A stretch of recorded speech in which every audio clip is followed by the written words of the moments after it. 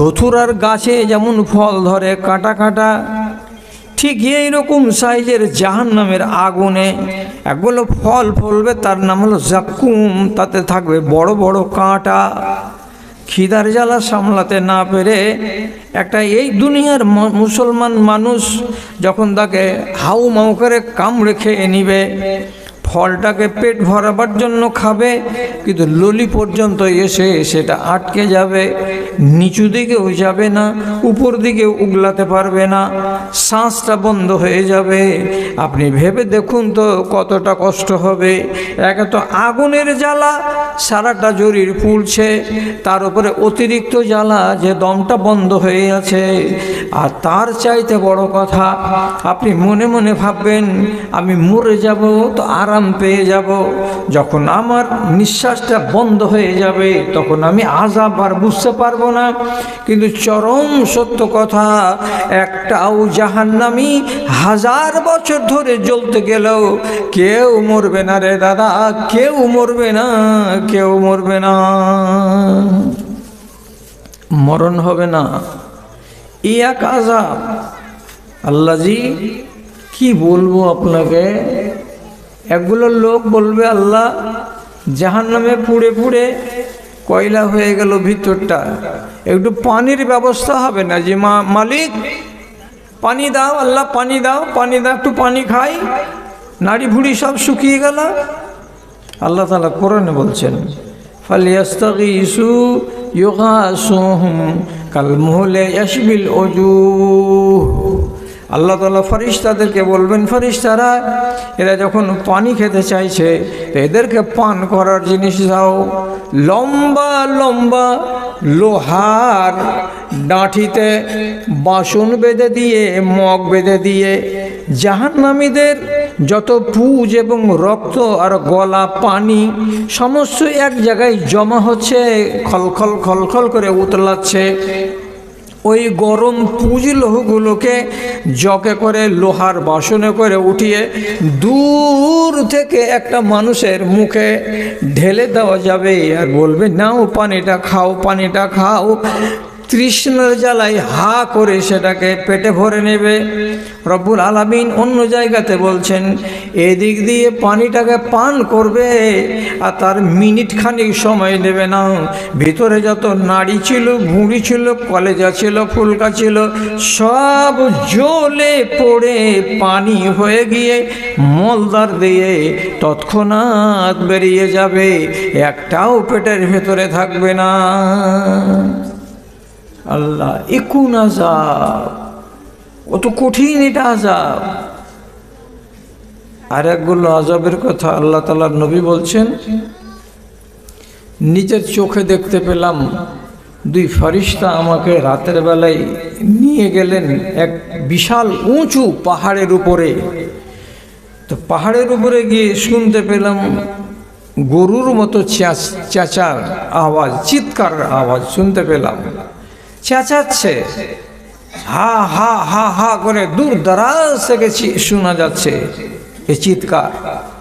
কাছে গিয়ে দেখলাম কি হয়েছে এদের।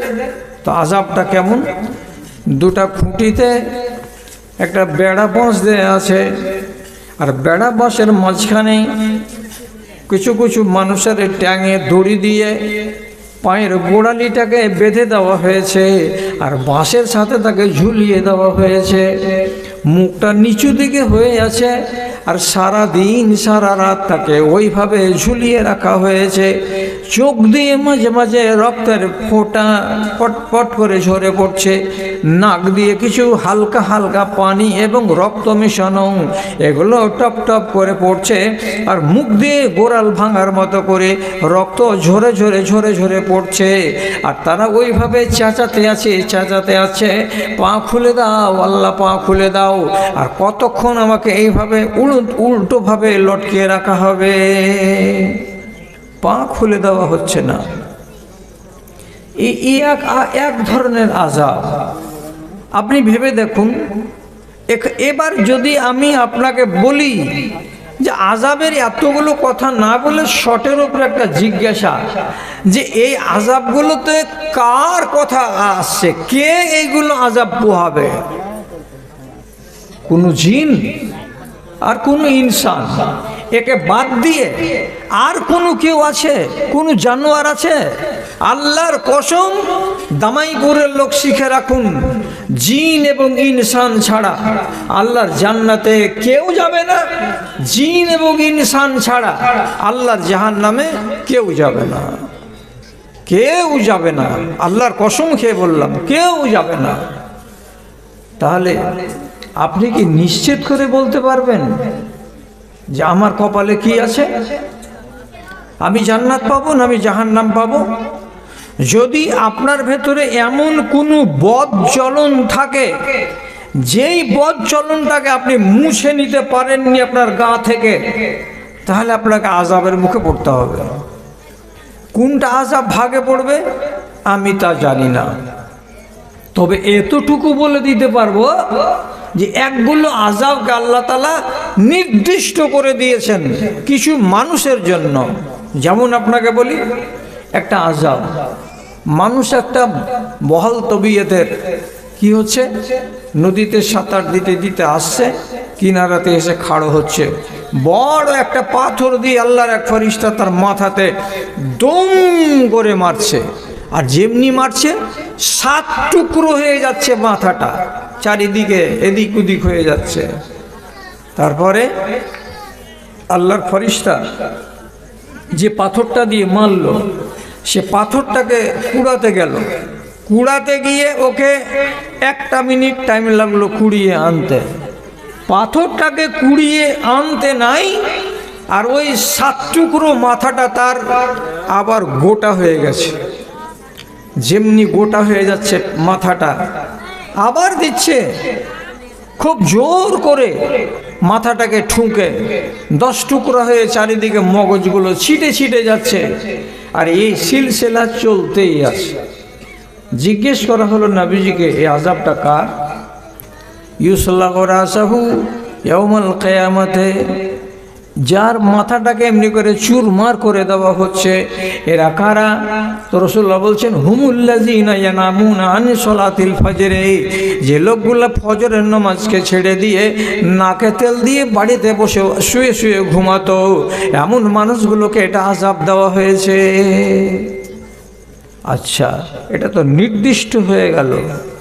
এখন আপনি বলুন, এর আগে যদি শুনে না থাকেন তো আজকে তো শুনলেন।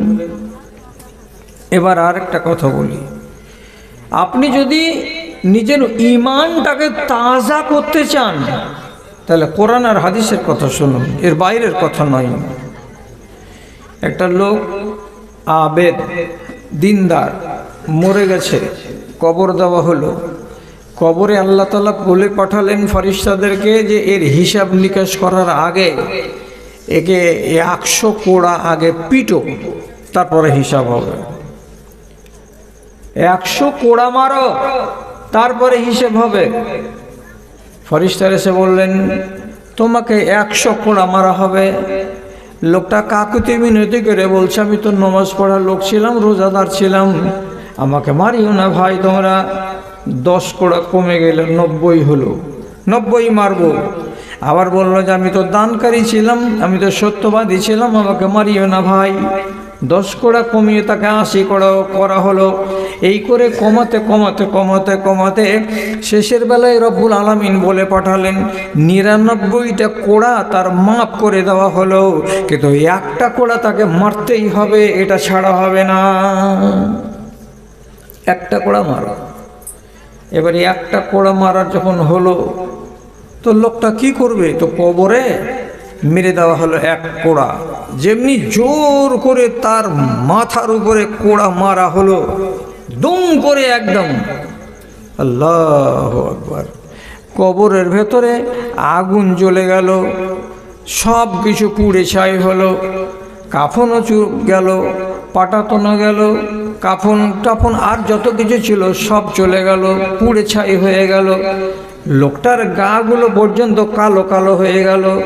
আগুন যখন নিভালো তখন লোকটা শান্ত কণ্ঠে ফেরেশতাদেরকে জিজ্ঞেস করে বলছেন, লেমা জাল্লাতুমুনি, তোমরা যে আমাকে মারলে একটা কোড়া হিসাবের আগে, কিসের জন্য আমাকে কোড়াটা মারলে? আমার অপরাধটা কী ছিল ভাই? কি ভুল করেছিলাম আমাকে কোড়াটা মারা হলো? ফেরেশতারা জবাব দিলেন, জবাবটা শুনেন, ইন্নাকা সাল্লাইতা সালাতান বিগাইরি তাহুরিন, তোমার ভুল আছে দুইটা ভুলের কি কি? একটা হলো তোমার বাড়ির দরজাতে একদিন একটা ফকির এসে ক্ষুধার জ্বালা নিয়ে বলছিল, দুটো আমাকে দানা দাও, তুমি দানা না দিয়ে পাশ কাটিয়ে পালিয়ে গেছিলে, এটা এক।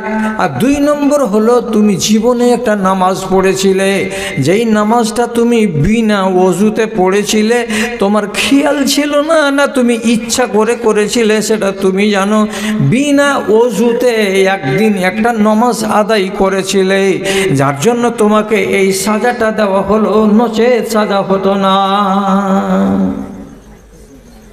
বিনা ওযুতে একদিন একটা নামাজ পড়েছে, তার জন্য তার কবরে একটা কোড়ার কারণে আগুন জ্বলে গেল। নামাজটা কি ছেড়ে দিয়েছিল লোকটা? ছাড়েনি তো, নামাজ তো পড়েছেই, কিন্তু একদিনের ঘটনা যে বিনা ওযুতে সে নামাজ পড়েছে, তার জন্য যদি তার কবরে আগুন জ্বলে যায়, দাউ দাউ করে কাফন পুড়ে যায়, পাটাতন পুড়ে যায়, তাহলে এই মজলিসে যারা বসে আছেন পুরুষ লোক, আর ডান দিকে যারা বসে আছে মায়ের জাত, এরা কি ভাববে বাড়ি গিয়ে একবার যে আমার কত ওয়াক্তের নামাজ ছুটেছে এবং আমার কবরে কতটি কোড়া বর্ষণ করা হবে হিসাবের আগে? যদি কথাগুলোকে শুনে মানতে পারেন তাহলে ওয়াজ শুনেন, আর কথা যদি মানতে না পারেন তাহলে ওয়াজ শুনে জীবনে কোনোদিন লাভ হয়নি, আর লাভ হবে না। ভাই আমার, এটাও তো এক ধরনের আযাব। কাদের জন্য? কোরআনে আল্লাহ তাআলা বলছেন, লাআমলাআন্না জাহান্নামা মিনাল জিন্নাতি ওয়ান নাসি আজমাইন, আমি অবশ্যই জাহান্নামের পেটটাকে ভর্তি করে দেব, পেটকে ভরে দেব। কাকে দিয়ে ভরব? জিনেদের আল আওলাদকে দিয়ে ভরব এবং ইনসানের আল আওলাদকে দিয়ে ভরব। যত জাহান্নামে জ্বলবে সব জিনের ছেলেপিলে এবং ইনসানের ছেলেপিলে। জাহান্নামের পেট আল্লাহ ভরে দিবেন। আর সাজা কারা পাবে? ভুল যারা করবে তারাই পাবে। ভুল যদি থেকে কবরে যান তাহলে সাজা অবধারিত, আর ভুল যদি ঘাট থেকে নামিয়ে কবরে যেতে পারেন তাহলে আলহামদুলিল্লাহ, আপনি নিস্তার পেয়ে গেলেন। কাউকে আল্লাহ রাব্বুল আলামিন ছেড়ে দেননি। ভুল যার হয়েছে তাকেই আল্লাহ তাআলা শিক্ষা দিয়েছেন। আপনাকে শোনাবো কি? একটি মাত্র ভুলের কারণে, মাত্র একটি ভুলের কারণে আল্লাহ রাব্বুল আলামিন ফেরেশতাদের সর্দার, কোটি কোটি মিলিয়ন মিলিয়ন ফেরেশতাদের সর্দার ইবলিস শয়তানকে আল্লাহ তাআলা বিশাল বড় একটা চেয়ার দিয়েছিলেন, সম্মানের চেয়ার। কিন্তু এই ইবলিস আল্লাহর একটা কথাকে না মানার কারণে রব্বুল আলামিন তার মুখে কপালে ঝাঁটা মেরে দিয়েছেন, আর দেওয়ার পরে চেয়ারখানাকে কেড়ে নিয়েছেন, আর ওকে রাজিম মানে লাঞ্ছিত বানিয়ে দিয়ে 7 আসমানের উপর থেকে জমিনে নামিয়ে দিয়েছেন। আর সারা দুনিয়া কোনে শয়তান ঝাঁটা খেয়ে বেড়ায়। আর ঝাঁটা খাবে আর না খাবে আপনি ভালো করে বুঝেন। পৃথিবীতে যত মুসলমান আছে সবাইকে বলা হয়েছে তোমার কাজ হলো ইবলিস শয়তানের মুখে জুতা মারা। মারেন না? মনে পড়ে না? মানেন না? মনে পড়ে না তো মনে পড়িয়ে দিচ্ছি আমি। বায়েত বাণী যখন পড়া হলো, তারপরে আপনাকে এবার নমাজে দাঁড়িয়ে বিসমিল্লাহির রহমান আউযু বিল্লাহিস সামিউল আলিম মিনাশ শাইতানির রাজিম বিসমিল্লাহির রহমানির রহিম। তারপরে কোরআন তেলাওয়াত শুরু হবে। তাহলে একজন মুসলমান নমাজে দাঁড়াবে তো কোরআন তেলাওয়াত শুরু করার আগে তার পয়লা নম্বর কাজ হলো ইবলিশের মুখে জুতা মারা। আপনারা এইরকম করে নামাজ পড়েন না? আউযু বিল্লাহি সামিউল আলিম মিনাশ শাইতানির রাজিম বিসমিল্লাহির রহমানির রহিম আলহামদুলিল্লাহি রাব্বিল আলামিন। এখনকার মুসলমানগুলো তো হলো সব পোকা লাগা মুসলমান, অতগুলা কিছু জানে কি জানে না, গেল আল্লাহু আকবার ইমামের সাথে দাঁড়িয়ে গেল, বাইদ বাইনি পড়লই বলে না আলহামদুলিল্লাহ রাব্বিল আলামিন, কোনো রকম বাদ দিয়ে কিছু কিছু গাড়ার মারার ওলা ধরলি না। নিয়ম হলো আগে ইবলিশের মুখে জুতা মেরে বিসমিল্লাহ বলে কোরআন পড়া। তাহলে কত বড় সাজা ওর উপরে পড়েছে আল্লাহর একটা হুকুম মানেনি বলে।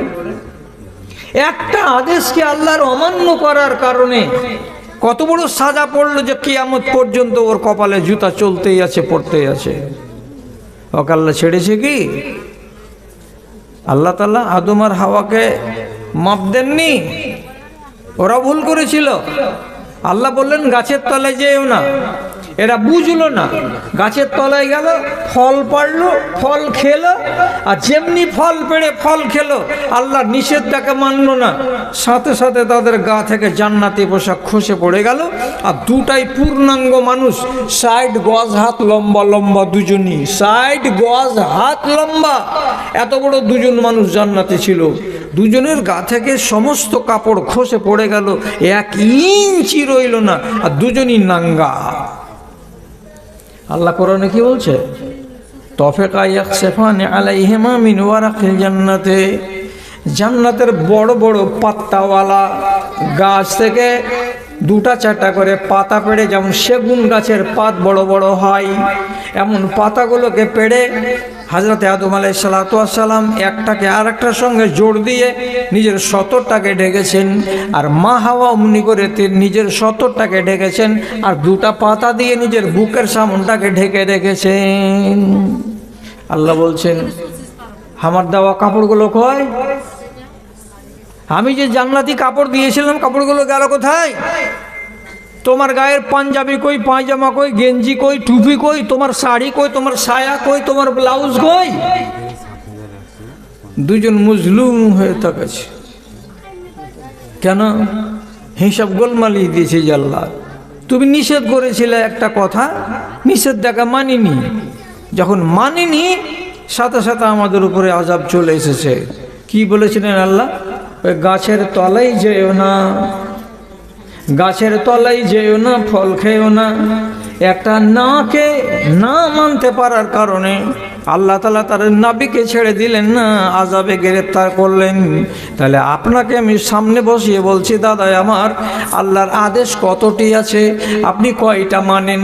আল্লাহর নিষেধ কতটি আছে, আপনি কয়টা মানেন? অঙ্ক করে দেব, অঙ্ক করে মেয়েদের তরফ থেকে ৭,১৫০ টাকা, মেয়েদের পক্ষ থেকে। আচ্ছা আচ্ছা, আলহামদুলিল্লাহ, ঠিক আছে, শেষের বেলা আর একবার হবে। কি বলবো আপনাকে, আল্লাহর আদেশগুলো সবটি পালিত হচ্ছে কি হয় না? আমি মিসাল উদাহরণ দেওয়ার জন্য বলছি। কি আপনারা রোজার মাসে খানা খাবেন না, আর কোনো মহিলা খানা বানিয়ে দিবে না। রোজার মাসে রোজা ছাড়া লোক আছে না নাই? আছে। যদি না আছে তো বিসমিল্লাহ হোটেলে গরুর গোশত দিয়ে ভাত, শামসিতে সারা দিন দমদম করে হোটেল চলছে। আপনারা আমাকে মাপ দিয়েন, ওই গরুর মাংস দিয়ে ভাত কি কোনো গায়ের মুসলিম খেতে যাচ্ছে? না, সব মুসলমানের বাচ্চা যাচ্ছে। তাহলে মুসলমানের বাচ্চারা যে এইভাবে রমজান মাসে আল্লাহর আদেশকে অমান্য করছে, তো এদের উপরে কি আল্লাহর আযাব আসবে না? যদি দুনিয়াতে না আসে তো আখিরাতে আসবে। জি, রসুলের কথাটা আপনাকে বলিনি যে ট্যাঙে দড়ি দিয়ে উল্টো করে লটকিয়ে রেখেছেন একগুলো লোককে, তো রসুল বললেন এই লোকগুলোকে এটা সাজা দেওয়া হয়েছে, এরা অপরাধ কি করেছিল? তো আল্লাহ রাব্বুল আলামিনের পক্ষ থেকে জবাব দেওয়া হলো কি যে এরা হলো রমজান মাসে রোজা ছেড়ে খানা খাওয়া লোক, এই জন্য আল্লাহকে এদেরকে ট্যাঙে দড়ি দিয়ে ঝুলিয়ে রেখেছেন। বেশ, আরো শোনেন, আল্লাহ তাআলা বলছেন যদি সমাজে মোড়ল না থাকে সমাজের পিঠ শির দাঁড়া ভেঙে যাবে। মোড়ল যদি না থাকে তো গাঁ ঠিকঠাক হয়ে চলবে না। একটা মোড়লের আন্ডারে আছে গোটা গ্রামের মানুষ, ও যদি ইচ্ছা করে তো গ্রামটাকে নমাজি বানাবে, আর যদি ইচ্ছা করে তো গ্রামটাকে সুদখোর আর মদখোর বানিয়ে রেখে দেবে। তো যখন একটা মোড়লের এত বড় পাওয়ার আর এত বড় দায়িত্ব, তাহলে সেই মোড়লকে কতখানি ইমানদার হতে হবে এটা একবার আপনাকে দেখতে হবে। আপনি যে বসলেন, আর আপনি না হলে বিয়ে পড়া চলবে না। আপনি এলেন তো এবার বিয়ে পড়ার কাজ আরম্ভ হলো। আপনি জানছেন যে মহসিনের ছেলে আবুল কালামের বিয়ে হচ্ছে, অমুক জায়গা থেকে এসেছে এখানে বরযাত্রী, তো এই ছেলেটাকে এই বাড়ির লোক অগ্রিম 2.5 লক্ষ টাকা যৌতুক দিয়েছে, তারপরে এই ছেলেটা এই বাড়িতে বিয়ে করতে এসেছে। তো বোনের বিয়েতে আপনি মোড়ল হয়ে বসলেন কেন? যেই গ্রামের মৌলভী সাহেবটা বিয়ে পড়াতে গেল, এই মৌলভী সাহেবটা যদি কানে শুনে থাকে তো বোনের বিবাহটাকে ইজাব কবুল করাতে গেল কেন? আপনি কি বিয়েটাকে বয়কট করতে পারলেন না? আপনি যদি উঠে যেতেন, তোর বেটির বিবাহে আমি থাকবো না, তখন ও চট করে বলতো, চাচা যাইছো কেন, কি দোষ? তো তুই কেন নিয়েছিস এরকম করে হারাম টাকা? আর হারাম টাকা নিয়ে বিবাহ করবো আর তার আমি সাক্ষী থাকবো, এ কাজ হবে না। তাহলে আপনার গ্রাম ভালো হবে। আর আপনি বলছেন যে না, ওইগুলো আমার দেখার বিষয় নয়। 10 কেজি বাতাসা বিলাতে বিলাতে 7 কেজি বিলানো হবে, 3 কেজি ভাগ তো আমার আর সর্দারের, ওগুলো দেখার দরকার কি? 400টা পান এনেছে, 200টা খরচ হবে, 200টা আপনারই, আমার ওগুলো দেখার দরকার কি? এতটি সুপারি পাবেন অসুর, আর 2খান খড়ের টুকরা পাবেন অসুর। তারই লোভে আপনি একটা হারাম জিনিসকে বোবা শয়তানের মতো বসে বসে বরণ করে নিচ্ছেন। আপনার নিজের খেসারত সম্বন্ধে জানেন না? রব্বুল আলামিনের নবী বলছেন, কিয়ামতের দিন কিছু লোককে তার বড় বড় চুলে প্যারাশুটের দড়ি বেঁধে সুরাইয়া নক্ষত্রের সাথে বড় পাথরের সঙ্গে দড়িটাকে বেঁধে দিয়ে এই লোকটাকে ঝুলিয়ে দেওয়া হবে। কত হাত লম্বা? 100, 200, 250, 300 মিটার লম্বা সুতা দিয়ে তাকে ঝুলিয়ে দেওয়া হবে। এবার একবার এই দিক থেকে ওই দিক, একবার ওই দিক থেকে ওই দিক দোল খাবে। যেমন ছেলে পিলে গামহাড়ের গাছে দড়ি টাঙিয়ে দিয়ে কি করে, দোল খায়। যখন লম্বা দোল, কত জোরে দোল খাবে? তো দামাইপুর থেকে একবারে একটানা দোল যখন ওই দিকে যাবে তখন রতুয়া পর্যন্ত, আর রতুয়া থেকে আবার ফিরে আসবে কত দূর পর্যন্ত, দামাইপুর পর্যন্ত। এই লম্বা টানাতে শুধু দোল খাবে। তো দোল খাবে তো দড়িটা কি গাছের সাথে আর ওর প্লেটের সাথে বাঁধানো আছে? প্লেটের সাথে বাঁধানো নেই, ওর চুলের ঝুঁটি। ভাই আপনারা আছেন? কথাকে আরম্ভ করার আগে একটা ছোট্ট আরজি যদি পেশ করি আপনাদের সামনে, তো মনে হয় রক্ষা করবেন। ফরজ নামাজ যেখানে পড়েন, সালাম ফিরে দেওয়ার পরে যখন সুন্নাত পড়ার পালা আসে, তখন ওই জায়গা থেকে সরে আরেকটা জায়গাতে সুন্নাত পড়েন। লাভ কি হয়? দুটো জায়গা আপনার জন্য সাক্ষী হয়ে যায়। যেখানে দাঁড়িয়ে পড়লাম সেটাও একটা সাক্ষী, আর সরে আরেক জায়গাতে সুন্নাত পড়লাম ওটা আরেকটা সাক্ষী। নেক কাজের জন্য আপনার সাক্ষী হলো 2টি জায়গা। তাহলে সুযোগটা কেউ ছাড়ে? এটা তো জিকিরের মজলিস, এটা দিনে আলোচনার মজলিস। এইখানে দুটো জায়গা যদি আপনার সাক্ষী হয় তো অসুবিধাটা কোথায়? তাহলে যদি মনে করেন যে একটুখানি ওই দূরের লোকগুলো একটু সরে আসবো আগের দিকে, তাহলে কিন্তু ভালো হবে। হাদিস মোতাবেক আমল করাও হবে, আপনার সওয়াবের পাল্লাটা একটু ভারীও হবে, দেখতে খানিকটা ভালো লাগবে। মানেন তো মানেন, তাছাড়া আর জোর কি করব আপনাদের উপরে? জোরাজোরি করার কিছু নেই। মোহাব্বতের সাথে আরজ রাখলাম, কথা আরম্ভ করে দিচ্ছি আপনাদের সামনে। বসে যান, বসে যান।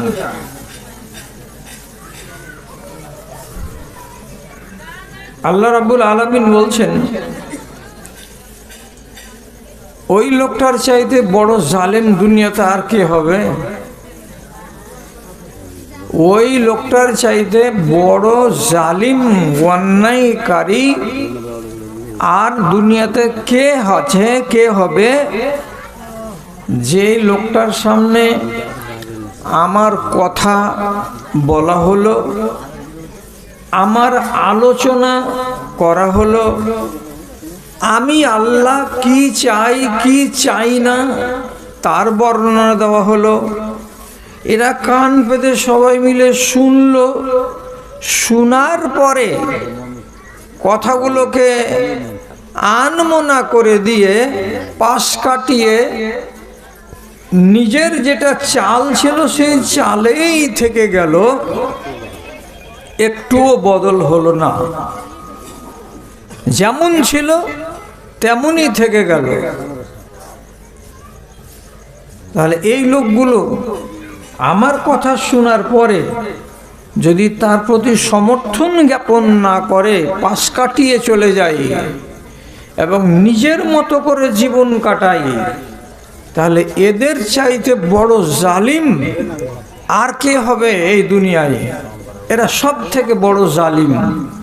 আর যারা হবে জালিম তারাই হলো অপরাধী। আর অপরাধীকে দেশের বাংলাতে বলে আসামি। আর যারা হবে আসামি, আল্লাহ তাআলা বলছেন, ওয়া ইন্না মিনাল মুজরিমিনা মুনতাকিমুন, আমি যে কোনো আসামির কাছ থেকে বদলা চুকিয়ে নিব, ছেড়ে দিব না। হয় দুনিয়াতে বদলা চুকিয়ে নিব, আর না হয় আখেরাতে বদলা চুকিয়ে নিব। আমি যদি প্রয়োজন মনে করি তাহলে দুনিয়াতেই নিয়ে নিব, আর আমি যদি মনে করি যে এর বদলাটা আমি আখেরাতে নিব, তাহলে আমি আখেরাতে নিব। আমি কিন্তু অপরাধীকে ছেড়ে দিই না, ছেড়ে দিইনি। এইটা হলো আল্লাহ রাব্বুল আলামিনের ফরমান। এবার আপনারা আমার সামনে যতটি লোক বসে আছেন, আর ডান দিকে আড়ালে যে সমস্ত মহিলা মা খালারা বসে আছেন, উনাদেরকে বুঝাতে শুধু এইটুকু কথা বলছি, আল্লাহর কোরআনে আপনাকে কিছু করার কথা বলেছেন এবং আল্লাহর কোরআনে কিছু এমন কথা আপনাকে বলা হয়েছে যেগুলো আপনি জীবনে করবেন না। এই কথাগুলো কি আপনাদের জানা নেই? এতটি মানুষ আপনারা বসে আছেন, বাড়ির পাশে এত বড় জুমা মসজিদ, এখানে সারাটা বছরে 52টি জুমার খুতবা হয়। প্রত্যেকটা খুতবা 25 মিনিট করে হয়। এক এক দিন এক একজন আলেম মিম্বারে উঠে আলোচনাগুলো করেন। কোনোদিন নমাজ, কোনোদিন রোজা, কোনোদিন হজ, কোনোদিন জাকাত, কোনোদিন পিতামাতার সেবা, কোনোদিন হালাল রুজি, কোনোদিন পর্দা হয়ে গেল। কখনো আবার আলোচনা হয় সুদের ভয়াবহতা, কোনোদিন আলোচনা হয় মদ এবং নেশার, কখনো আলোচনা হয় ব্যভিচারের, কখনো আলোচনা হয় বেপরদার, কখনো আলোচনা হয় মিথ্যা কথা বলার, কখনো আলোচনা হয় পরের মালকে লুটেপুটে খাওয়ার, কখনো আলোচনা হয় পিতা মাতার সঙ্গে অসৎ ব্যবহার করার, কখনো আলোচনা হয় তালাকের, বিবাহ এবং শাদীর। তাহলে আপনারা বলুন ইনসাফ করে যে কোনটা আল্লাহ চান আমার কাছে আর কোনটা চান না আল্লাহ আমার কাছে। এই কথাগুলো কি আমাদের জানা নেই? সব জানা আছে। আপনারা তো ভাগ্যবান ইনসান যে আপনারা আহলে হাদিস। হানাফিদের মসজিদে আপনি যাবেন তো জুমার নামাজে খুতবাতে কি হবে, এখানে কিতাব খুলে দেয়া মৌলভী সাহেব আরবিতে 3, 4, 5, 6 লাইন পড়লো, আর পড়ে টড়ার পরে খুতবা শেষ করে দিয়ে নামাজ পড়িয়ে আপনাকে বিদায় করে দিল। যে লোকগুলো ছিল অশিক্ষিত, যারা খেটে খাওয়া দিনমজুর, শরিয়তের কোনো শ পর্যন্ত জানে না, তারা যেই তিমিরে ছিল সেই তিমিরেই থেকে গেল, কিচ্ছু শিখতে পারলো না। আর আপনাদের মতো মানুষগুলোকে শিখাবার জন্য বাংলাতে 25 মিনিট খুতবা দেওয়া হলো, আর আপনাকে বুঝানো হলো, শেখানো হলো, আপনি জানুন এবং বুঝুন। তারপরে ইমানের হালাতটা কি, এর জবাব আপনাকে দিতে হবে। ইমানের হালাত অর্থাৎ আল্লাহ যেটা চাইছেন সেটা আমরা কতটুকু করছি, আর আল্লাহ যেটা চাইছেন না সেটা থেকে আমরা কতখানি দূরে থাকছি, এই হিসাবটা আপনাকে নিজেই খাড়ো করতে হবে। কি করে নিজে খাড়ো করব? খাড়ো তো আমরা করতে পারবো না। যদি হিসাব নিজের করতে না পারবেন তো কানে এটা শুনে রাখতে পারবেন তো, কি মা কি ছেলেকে শখ করে চড় মারে গালে? কোনোদিন জীবনে কোনোদিন কোনো মা নিজের ছেলেকে শখ করে মারে না। যখন ছেলে বেশি নাফরমান হয়ে যায় তখনই তার গালে থাপ্পড় পড়ে। আল্লাহ তাআলা কোরআন মাজিদের ভেতরে নানান রকমের আযাবের কথা উল্লেখ করে রেখেছেন। একটা নয়, দুটা নয়, তিনটা নয়, 10-10টা, 15-15টা, 20-20টা আযাবের কথা আল্লাহ তাআলা বলেছেন। এই আযাবগুলো কার জন্য বাপজানের আপনারা বলুন তো? গরু ছাগলের জন্য আযাব এগুলো? না, একদম জীবনে ভাববেন না কখনো যে গরু ছাগল ভেড়া কুকুর শিয়াল এগুলোর জন্য এগুলো আযাব। আল্লাহর কসম, একমাত্র এইগুলো আযাব হচ্ছে কার জন্য? ইনসানের জন্য এবং জিনেদের জন্য। শরীয়তকে পাওয়ার পর আমি আর আপনি যদি আল্লাহ তাআলার ইচ্ছা মতো জীবন না কাটিয়ে নিজের মতো করে জীবন কাটাই, কপালে লেখা আছে আযাব। আপনাকে ছেড়ে কথা বলবেন না আল্লাহ তাআলা। এক জায়গাতে কোরআনে লেখা আছে, ইউবাসসারুনাহু লাউ ইফতাদি মিন আযাবি রাব্বিহিম ইয়াওমাইযিন বিবানিহি। চোখের সামনে দেখানো হবে এগুলো লোককে আল্লাহ রাব্বুল আলামিন আযাবে দিয়েছেন। কেমন আযাবে দিয়েছেন? কাল্লা ইন্নাহা লাযা নাযাআতান লিশাওয়া। এমন আগুনের আযাব দিয়েছেন যে তাদের শরীরের চামড়াগুলোকে ছিঁড়ে নেওয়া হয়েছে, উপড়ে নেওয়া হয়েছে। যেমন খাসিকে খালিয়ে, গরুকে খালিয়ে তার চামড়াকে খিঁচে নেওয়া হয়, টেনে নেওয়া হয়, এইরকম একগুলো মানুষকে রব্বুল আলামিন কিয়ামতের দিন আযাবে মুবতালা করেছেন। তাদের বুকের চামড়াকে এবং পিঠের চামড়াকে খিঁচে দিয়েছেন এবং চামড়াকে টেনে নিয়ে তাদের মাংসকে উদাম করে দিয়েছেন। এটা কি সামান্য আযাব? আহারে, এটা তো সামান্য আযাব নয়। কেন করেছেন পরে বলছি আপনাকে। আরেক জায়গাতে আল্লাহ রাব্বুল আলামিন বলছেন, খুযুহু ফাগুল্লুহু সুম্মা ফি সিলসিলাতিল জাহিম সাল্লুহু। একগুলো মানুষকে 70 গজ মোটা মোটা শিকল দিয়ে, লোহার জিঞ্জির দিয়ে উল্টো দিকে হাতকে বেঁধে আর পাকে বেঁধে মুখের ভরে হিঁচলাতে হিঁচলাতে টেনে নিয়ে যাওয়া হবে। কোথায়? তো জাহান্নামে। কেন হাত বাঁধা হলো? যখন আগুনের তাপ বেশি লাগবে তখন সে যেন পা বেশি মারামারি করতে না পারে, হাত যেন ডানে আর বামে জোরে লাফালাফি করতে না পারে, আযাবটার যেন জুত করে তাকে পোহাতে হয়। এই জন্য রব্বুল আলামিন বলছেন, এত আমাদের এই মানুষের মতো আকৃতি হবে না। এক একটা জাহান্নামী হবে বিশাল বিশাল মোটা। কত মোটা হবে? তো একটা জাহান্নামীর শরীরের চামড়াটাকে রাসূলুল্লাহ বলছেন 40 গজ পর্যন্ত মোটা হবে। একটা জাহান্নামীর বসার জায়গাটা কতটা হবে? তো মক্কা থেকে মদিনা পর্যন্ত যতটা চওড়া হয় এতখানি চওড়া লাগবে। এবং এক একটা জাহান্নামীকে এই দুনিয়ার মানুষগুলোকে রব্বুল আলামিন এত বড় আকার দিবেন, দেওয়ার পরে তাদের এক একটা দাঁতগুলোকে বলা হবে উহুদ পাহাড়ের সমান। এরকম ভূতের আকৃতির মানুষগুলোকে কিয়ামতের দিন আল্লাহ তাআলা আযাব দিবেন, তো জিঞ্জিরে বেঁধে আযাব দিবেন। আল্লাহ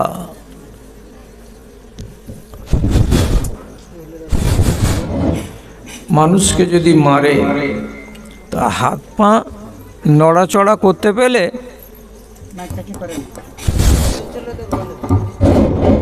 হাত পা যদি নড়াচড়া করতে পাই তো কিছুটা ওকে আরাম লাগে। আপনাকে হাত পা নড়তেই দেওয়া হবে না। এই আযাবটা কেন? কোরআনে আলোচনা আছে। এগুলো মানুষ একটু খেয়াল করবেন, শুধু কথাগুলোর দিকে খেয়াল করবেন। আপনার মতো একটা মজবুত মানুষের খেতে খেতে যদি একটা মাংস গলাতে গিয়ে আটকে যায় কতটা ঠেলা লাগবে। জীবনে যার আটকেছে সেই জানে, তাছাড়া আপনাকে আমি বুঝাতে পারবো না। বহাল তবিয়তের মানুষের যদি শ্বাস বন্ধ হয়ে যায় আর ওর হাত আর পা সব ঠিক আছে, তো কত ঠেলা লাগবে শ্বাসটা বন্ধ হয়ে গেলে আপনি জানেন? আল্লাহু আকবার। খানার জন্য পেরেশান হয়ে জাহান্নামী খানা চাইবে, তো আল্লাহ তাআলা বলবেন যাও, এরা যখন খাবার চাইছে তো কিছু খেতে দাও। কি দিব যে আল্লাহ খাবার? তো রব্বুল আলামিন কোরআনে বলছেন ইন্না শাজারাতাজ যাকুম তাআমুন আসিম কাল মুহলি ইয়াগলি ফিল বুতুন।